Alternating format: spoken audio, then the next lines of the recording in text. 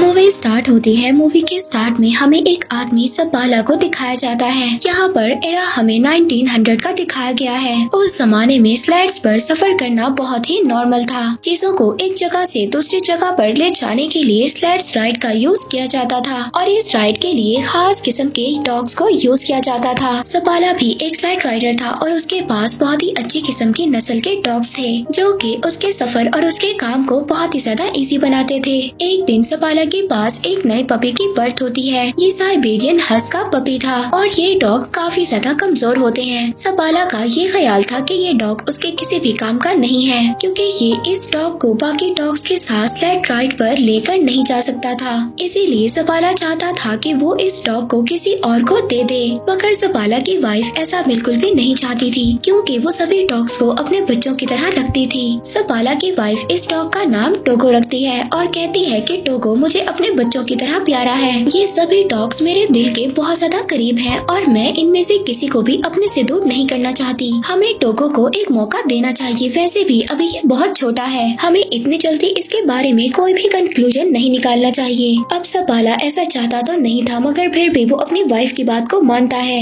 अब जैसे जैसे वक्त गुजर रहा था टोगो बड़ा हो रहा था, लेकिन टोगो काफी ज्यादा शैतान था और उसने सपाला के नाक में दम कर रखा था। सपाला की वाइफ हमेशा सपाला से यही कहती थी कि वो टोगो को अपने साथ स्लाइड राइड पर लेकर जाए, मगर सपाला अपनी वाइफ से यही कहता है कि टोगो अभी बहुत ज्यादा वीक है और ये स्लाइड राइड पर सरवाइव नहीं कर सकता। सपाला अब एक दिन टोगो को अपने फ्रेंड को दे आता है, मगर सपाला की वाइफ ये जानती थी कि टोगो जितना ज्यादा शैतान है उसको कोई भी नहीं रख सकता और अब होता भी ऐसे ही है। अगले दिन सपाला का फ्रेंड टोगो को वापस ले आता है और कहता है कि ये तुम्हारा डॉग बहुत ज्यादा शैतान है और इसे मैं अपने साथ नहीं रख सकता। और इस बात पर सपाला की वाइफ बहुत ज्यादा मुस्कुराती है क्योंकि टोगो वाकई शरारती था। सपाला जब भी अपने बाकी डॉग्स को राइड पर लेकर जाता था तो टोगो उसके पीछे आता था। हालांकि सपाला टोगो को फेंस के पीछे बांध दिया करता था, मगर फिर भी वो जमीन को खोद कर वहाँ से भाग जाता है और सीधा सपाला के पीछे जाता है। अब टोगो के आने से वो बाकी डॉग्स के साथ मस्ती करता है, जिस वजह से सपाला की प्रैक्टिस खराब हो जाती है जो वो अपने डॉग्स के साथ कर रहा था।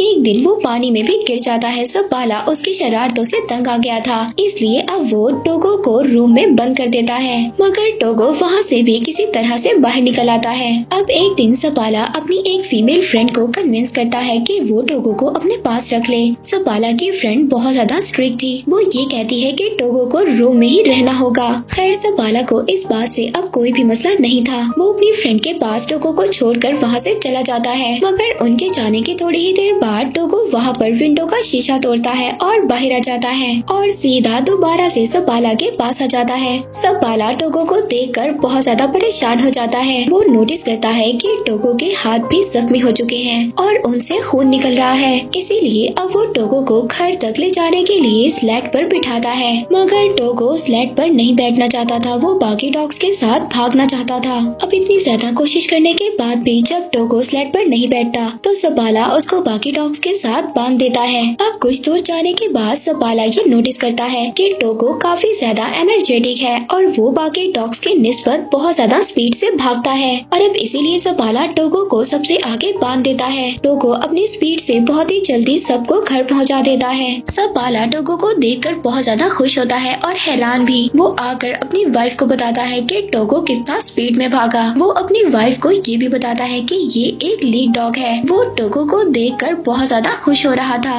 सपाला की वाइफ भी टोगो को देखकर बहुत ज्यादा खुश होती है। इसके बाद सपाला अपने शहर में टोगो की मदद से बहुत ज्यादा स्लेड रेसेस जीत जाता है और आहिस्ता आहिस्ता सपाला और टोगो बहुत ज्यादा फेमस हो जाते हैं। वक्त इसी तरह गुजरता रहता है और अब 12 साल हो चुके थे। हम देखते हैं कि टोगो अब काफी ज्यादा बूढ़ा हो गया था। एक दिन अपने सफर से वापस अपने शहर में आता है तो उसको ये बात पता चलती है कि शहर में एक बीमारी फैल चुकी है। उस बीमारी का नाम था डिप्थीरिया और वो बच्चों पर बहुत ज्यादा इफेक्ट हो रही थी। इस बीमारी से बच्चों की जान भी जा रही थी और सब लोग बहुत ज्यादा परेशान थे। अब मेयर वहाँ पर एक मीटिंग बुलाता है जिसमें सपाला भी जाता है। मेयर बताता है कि इस बीमारी का एक एंटीडोट भी है जो यहाँ से 600 किलोमीटर दूर नेवाडा में है, लेकिन वहाँ पर जाना बहुत ज्यादा खतरनाक है क्योंकि एक बहुत बड़ा तूफान आने वाला है। मेयर वहाँ पर सपाला से भी मौसम के बारे में पूछता है तो सपाला उसको जवाब देता है कि जब मैं वापस आ रहा था तो मौसम को देखकर डॉग्स भी घबरा रहे थे और टोगो भी बहुत ज्यादा घबरा रहा था। टोगो ने काफी साल बाद कुछ ऐसा किया है और अगर वो मौसम से घबरा रहा था तो हमें भी घबराना चाहिए। इसके बाद सपाला वहाँ से चला जाता है। सपाला जब बाहर आता है तो एक डॉक्टर उससे लिफ्ट मांगता है। अब सपाला उसको अपनी स्लेड पर हॉस्पिटल छोड़ देता है। हॉस्पिटल में जाकर सपाला देखता है कि सब बच्चे बहुत ज्यादा बीमार हैं और अगर मेडिसिन ना लाई गई तो बच्चों की जान को भी नुकसान हो सकता है। अब ये सब देखकर सपाला सोच में पड़ जाता है। वो घर आकर अपनी वाइफ से कहता है कि मैं दवा लेने जरूर जाऊंगा। वो कहता है टोगो को भी मैं अपने साथ ले जाऊंगा। तब सपाला की वाइफ उससे कहती है कि टोगो अब 12 साल का हो चुका है और तुमने खुद ही कहा था कि टोगो अब इतना ज्यादा स्ट्रॉन्ग नहीं है और अब तो मौसम भी बहुत ज्यादा खराब है और मैं नहीं चाहती कि तुम उसकी मौत का रीजन बनो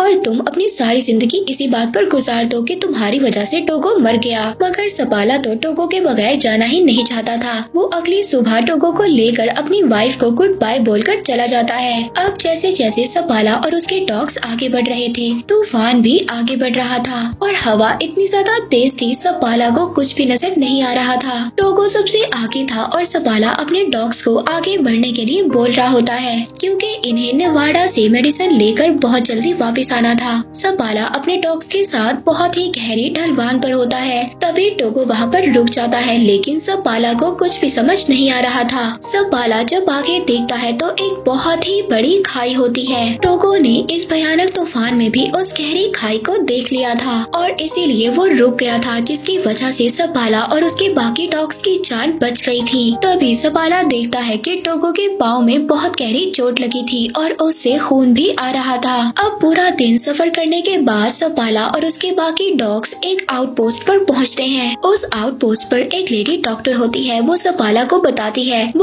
है कि टोगो अब 12 साल का हो चुका है और ये काफी ज्यादा वीक हो चुका है और इतना बड़ा सफर टोगो के लिए अच्छा नहीं है। मगर फिर भी अगले दिन सपाला और उसका लीडिंग डॉग टोगो आगे बढ़ते हैं। वहीं पर दूसरी तरफ हॉस्पिटल में बच्चों की हालत बहुत ज्यादा खराब हो रही थी। इधर सपाला अपने डॉग्स के साथ आगे बढ़ रहा था। वो शॉर्टकट्स ले रहा था ताकि वो जल्दी से अपने पॉइंट पर पहुंच सके। अब जब वो आगे देखता है तो आगे एक बहुत ही खतरनाक जमी हुई झील थी और दूसरी तरफ से खतरनाक तूफान भी उनकी तरफ बढ़ रहा था। मगर सपाला यहाँ पर डरता नहीं है। वो अपने डॉग से कहता है कि आगे बढ़ो इस बर्फीली झील से जो उनके कदमों से भी हिल रही थी। सपाला के डॉग्स बहुत तेजी से आगे बढ़ रहे थे और वो किसी तरह उस झील को पार कर लेते हैं। अब पूरा दिन सफर करने के बाद ये लोग एक और चेक पोस्ट पर पहुँचते हैं और वहाँ पर पहुँचकर आराम करते हैं। दूसरी तरफ हम देखते हैं कि सपाला की वाइफ मेयर के पास जाती है। वो बताती है कि नेवाडा से मेडिकेशन को भेज दिया गया है और वो रास्ते में ही सपाला को मिल जाएंगी। मगर सपाला तो शॉर्टकट से आगे बढ़ रहा है और अगर वो मेडिकेशन उसको ना मिली तो उसका सफर और भी ज्यादा बड़ा हो जाएगा। वहीं पर दूसरी तरफ हम सपाला को देखते हैं जो पूरा दिन सफर करने के बाद एक और चेक पोस्ट पर पहुंचता है।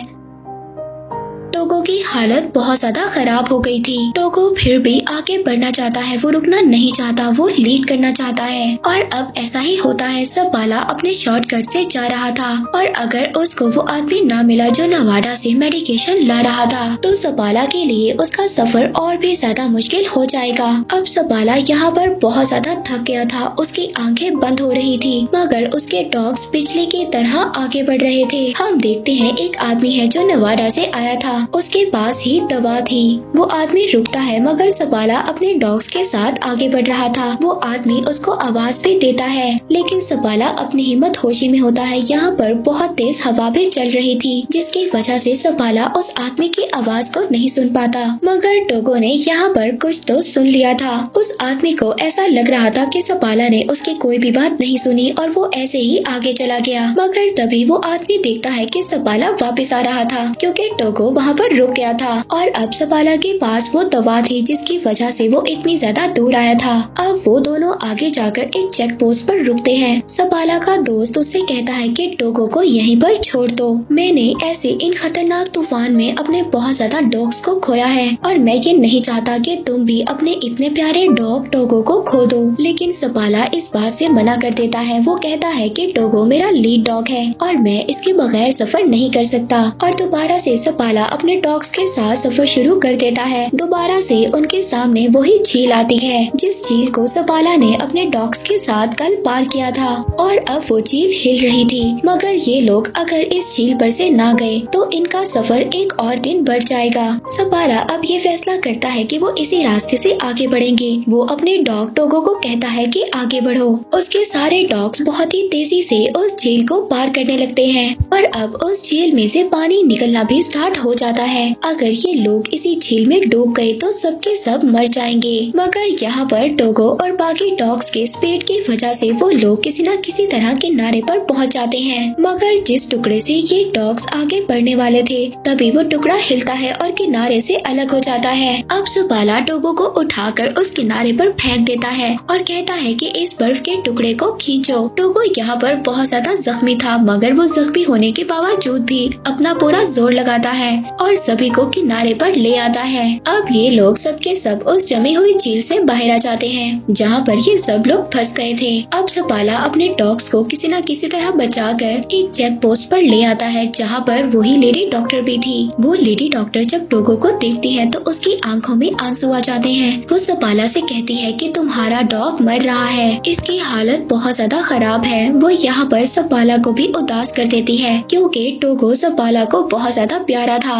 अब सपाला रात गुजारने के बाद जब अगले दिन अपना सफर शुरू करता है तो वो टोगो को आगे नहीं बांधता बल्कि पीछे बांध देता है क्योंकि वो बहुत ज्यादा बीमार था और सफर भी नहीं कर सकता था। मगर फिर भी टोगो अपनी पोजीशन पर खड़ा हो जाता है। सपाला ये समझ जाता है कि टोगो अभी रेस्ट नहीं करना चाहता और वो अपनी जगह पर खड़ा होना चाहता है और ये अपना सफर खत्म करना चाहता है। वो टोगो को आगे बांध देता है जिसके बाद वो लोग अपना सफर शुरू करते हैं। आखिरकार कुछ घंटों के बाद तूफान इतना ज्यादा खतरनाक हो जाता है कि सपाला को कुछ भी नजर नहीं आ रहा था और न ही सपाला को रास्ता नजर आ रहा था। वो टोगो के पास जाता है और कहता है कि मुझे तो रास्ता नजर नहीं आ रहा, तुम्हें ही अब हमें रास्ता दिखाना होगा और नेक्स्ट पोस्ट तक जाना होगा। सपाला यहाँ पर अपने पूरे चेहरे को ढांप देता है जिसके बाद टोगो अब इनको आगे लेकर जाता है। मगर कुछ दूर जाने के बाद टोगो भी अब थक गया था। वो थक कर वहीं पर बैठ जाता है। अब सपाला उठकर टोगो के पास जाता है। वो टोगो से कहता है कि तुम्हें उठना होगा और हमें ये मेडिसिन लेकर जाना होगा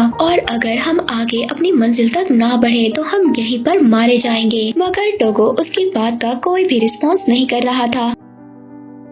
सपाला इस बात पर बहुत ज्यादा खुश था कि टोगो की वजह से उसकी जान बच गई। मगर टोगो उसकी बात का कोई भी रिस्पॉन्स नहीं कर रहा था। तभी एक आदमी लैंटर्न लेकर वहाँ पर आता है, यानी कि यहाँ पर टोगो ने अपना काम कर दिया था। उसने सपाला को चेक पोस्ट तक पहुँचा दिया था। वो ये देखकर बहुत ज्यादा खुश होता है क्योंकि टोगो की वजह से सबकी जान बच गई थी। अब सबके सब अंदर जाते हैं क्योंकि टोगो बहुत ही ज्यादा बेहाल होता है। उसकी हालत बहुत ज्यादा खराब होती है। यहाँ पर एड नाम का एक आदमी था जिसको सपाला की वाइफ ने भेजा था ताकि वो उस आउटपोस्ट पर पहुंचकर उस मेडिसिन को ले ले और जल्दी से उस मेडिसिन को लेकर वापस आ जाए जहाँ पर बच्चे बीमार हैं। रात को सबके सब रेस्ट करते हैं। इसके बाद सुबह को वो आदमी वो मेडिसिन लेकर निकल जाता है और कुछ ही देर के बाद वो नॉर्म सिटी पहुँच जाता है जहाँ पर एक रिपोर्टर उसका वेट कर रहा था क्योंकि ये बात न्यूयॉर्क सिटी तक पहुँच गई थी कि एक आदमी इतना बड़ा सफर तय कर बीमार बच्चों के लिए मेडिसिन लेने गया है। अब रिपोर्टर को ये लग रहा था शायद यही आदमी अपनी टीम के साथ वापस आया है और अब वो रिपोर्टर सपाला के बजाय उस आदमी का नाम अपनी न्यूज में छाप देता है। सपाला की वाइफ बहुत ही ज्यादा डिसअपॉइंट होती है। दूसरी तरफ टोगो भी काफी हद तक रिकवर हो जाता है।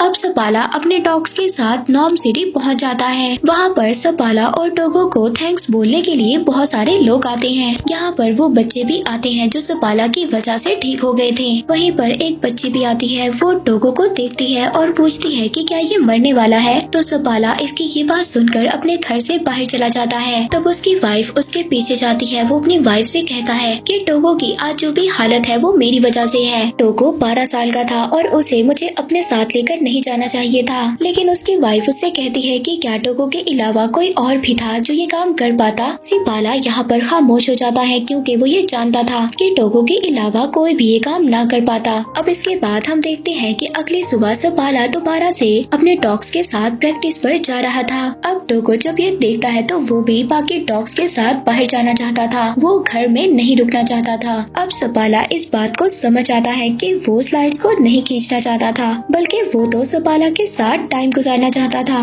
अब थोड़े वक्त के बाद टोगो बिल्कुल ठीक हो जाता है। सपाला अपनी वाइफ और टोगो के साथ लंबी सैर पर जाया करता था। 2 साल के बाद टोगो के कुछ बच्चे भी होते हैं जिन्हें वहाँ पर बहुत सारे मिशंस लेने आया करते थे। इन बच्चों की ब्रीड को एक नया नाम दिया गया था। वो था सपाला साइबेरियन। इसके बाद 1929 में टोगो की डेथ हो गई। उसके बाद भी सपाला डॉग्स को ट्रेन करता था, लेकिन टोगो तो उसके सिटी में बहुत ज्यादा फेमस डॉग था। तो ये थी टोगो की स्टोरी। हम देखते हैं कि टोगो ने इस स्टोरी में ये प्रूव किया कि इस दुनिया में सबसे ज्यादा वफादार और ख्याल रखने वाले सिर्फ डॉग्स ही होते हैं। और इसी के साथ ये मूवी यहीं पर एंड हो जाती है।